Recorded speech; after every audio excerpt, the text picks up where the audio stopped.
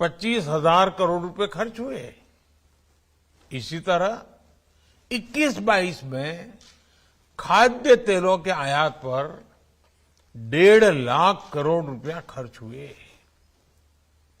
सिर्फ इतनी ही चीजों के आयात पर करीब 2 लाख करोड़ रुपए खर्च हो गए।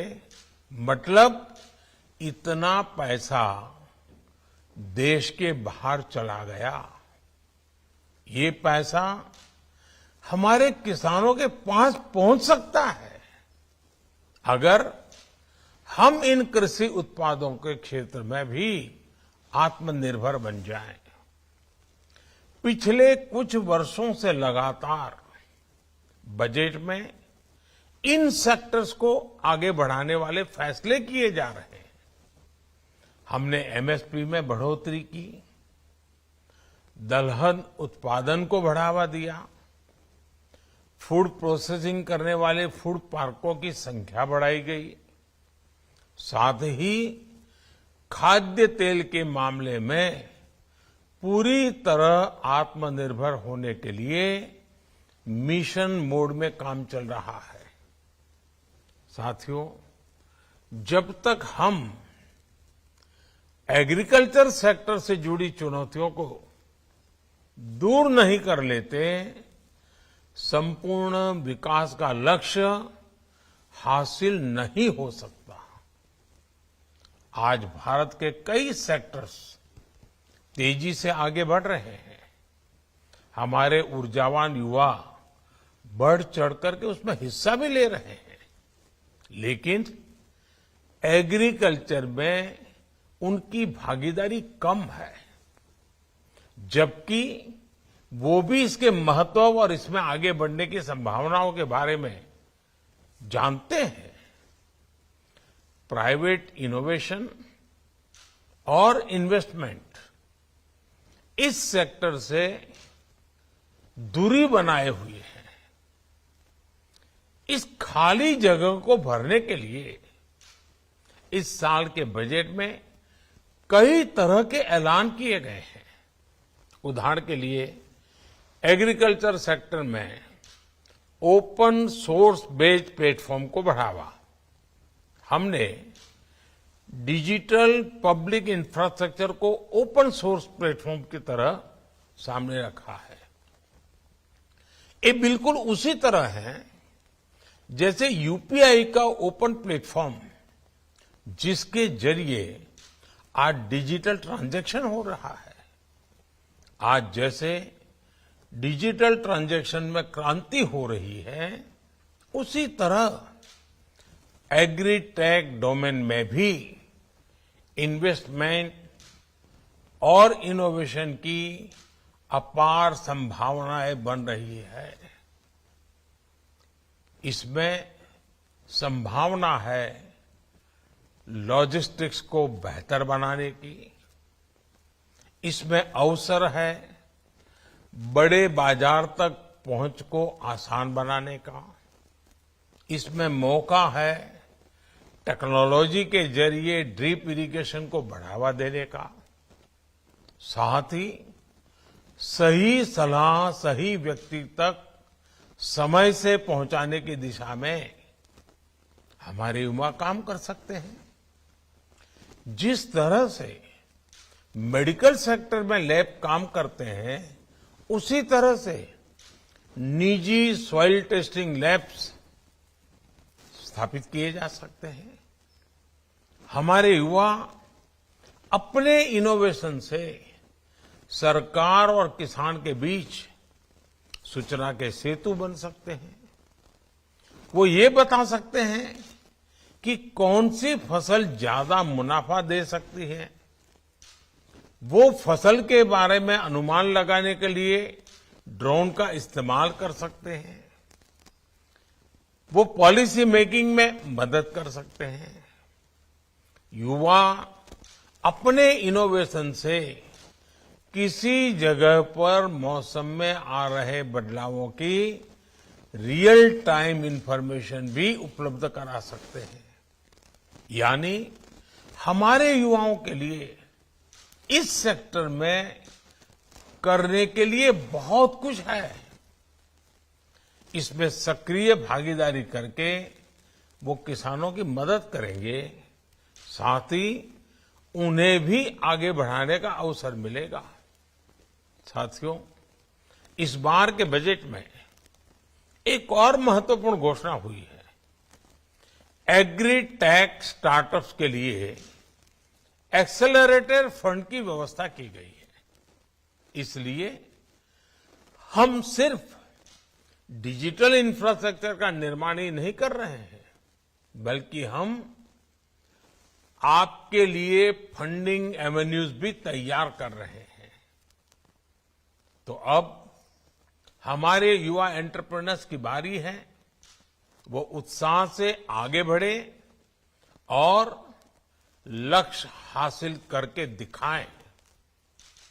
हमें ये भी ध्यान में रखना होगा कि 9 वर्ष पहले देश में एग्री स्टार्टअप न के बराबर थे, लेकिन आज ये 3000 से भी ज्यादा है।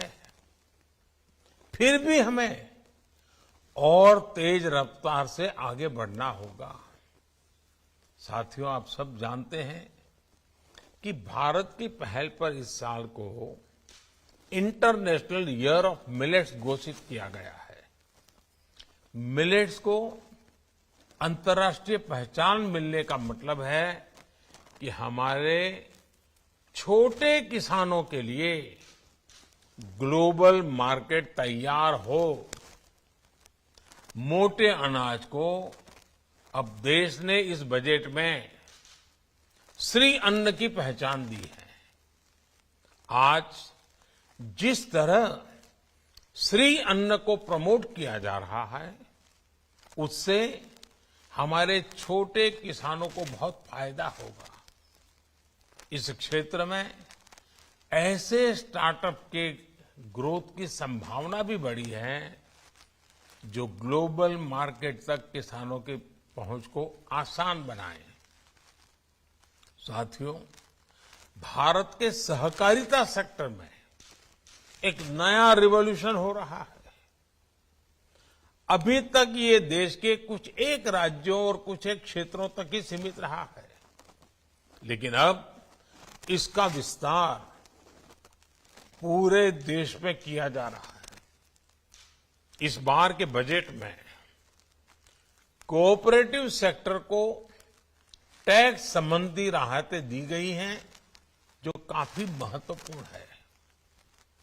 और अब तो हमने कोऑपरेटिव मंत्रालय ही अलग बना दिया है। अब आगे मैन्युफैक्चरिंग करने वाली नई सहकारी समितियों को कम टैक्स रेट का फायदा मिलेगा। सहकारी समितियों द्वारा 3 करोड़ रुपए तक की नगद निकासी पर टीडीएस नहीं लगेगा। कोऑपरेटिव सेक्टर के मन में हमेशा से एक भाव रहा है कि बाकी कंपनियों की तुलना में उनके साथ भेदभाव किया जाता है। इस बजट में इस अन्याय को भी खत्म किया गया है।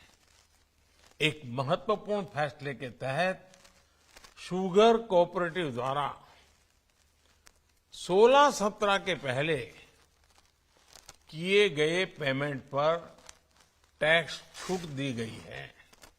इससे शुगर कोऑपरेटिव को 10,000 करोड़ का फायदा होगा। साथियों, जिन क्षेत्रों में सहकारी संस्थाएं पहले से नहीं है, वहां डेयरी और फिशरीज से जुड़ी सहकारी संस्थाओं से छोटे किसानों को बहुत लाभ होगा। विशेषकर फिशरीज में हमारे किसानों के लिए कई बड़ी संभावनाएं मौजूद है। पिछले 8-9 वर्षों में देश में मत्स्य उत्पादन करीब 70 लाख मीट्रिक टन बढ़ा है। 2014 के पहले इतना ही उत्पादन बढ़ाने में करीब करीब 30 साल लग गए थे, 3 दशक।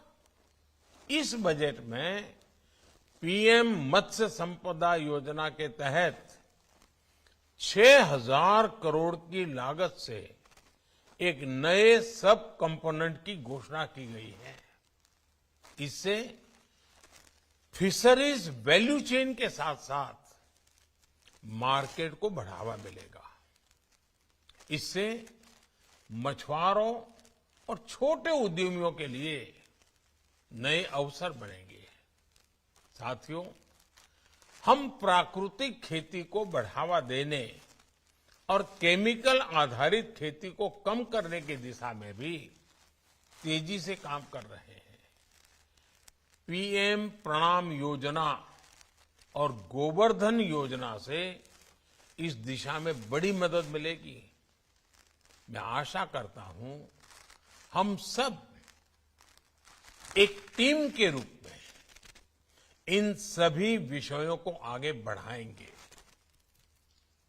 मैं फिर एक बार आज के एक वेबिनार के लिए आपको शुभकामनाएं देता हूं। मुझे विश्वास है कि आप सब स्टेक होल्डर्स मिलकर के इस बजट का अधिकतम लाभ अधिकतम लोगों को जल्दी से जल्दी कैसे मिले, बजट में किए गए प्रावधानों और आपकी शक्ति, आपका संकल्प जुड़ जाए तो मुझे पक्का विश्वास है कि हम जिन ऊंचाइयों को कृषि क्षेत्र को ले जाना चाहते हैं, मत्स्य उद्योग को ले जाना चाहते हैं, हम जरूर ले पाएंगे।